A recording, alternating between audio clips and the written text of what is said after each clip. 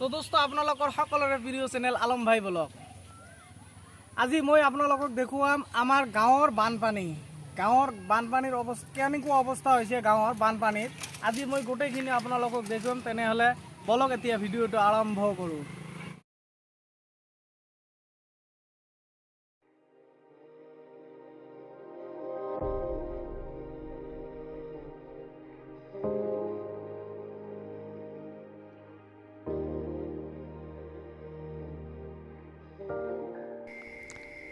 তো দোস্ত আপোনালোকক সকলোকে স্বাগতম জনাও মোৰ নতুন আন এখন ভিডিঅ'লৈ।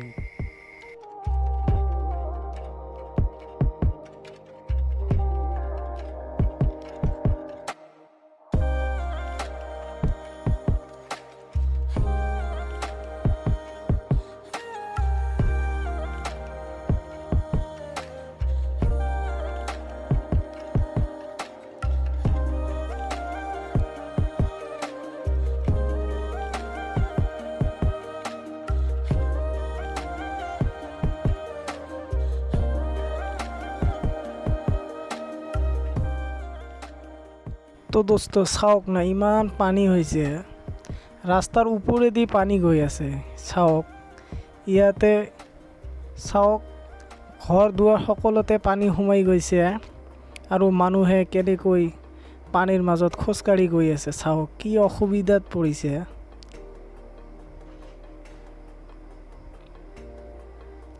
চাওক না, পানী আৰু পানী, যিফালে চাব গোটেইখিনি পানী পানী আৰু।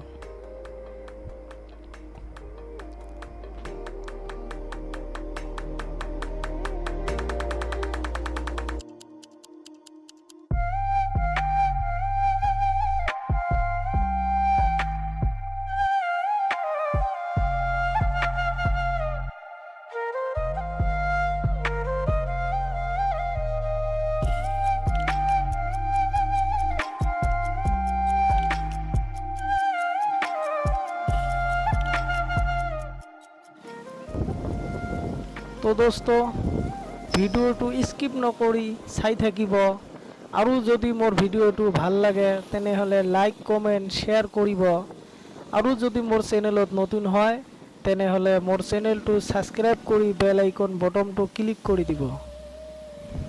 আজি মই আপোনালোকক গোটেইখিনি দেখুৱাম যে ক'ত কেনেকুৱা ধৰণৰ পানী হৈছে।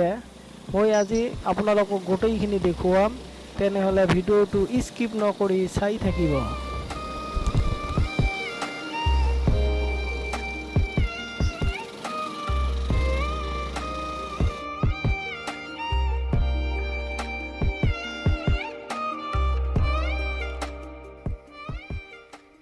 আৰু এইটো হ'ল আমাৰ বিলাচীপাৰা বানিয়াপাৰা। ইয়াতে চাওক মেইন ৰোডৰ ওপৰেদি পানী গৈ আছে। চাওক না, তেনেহ'লে কেনেকুৱা ধৰণৰ পানী হৈছে আৰু পানীৰ কি স্পীড চাওক।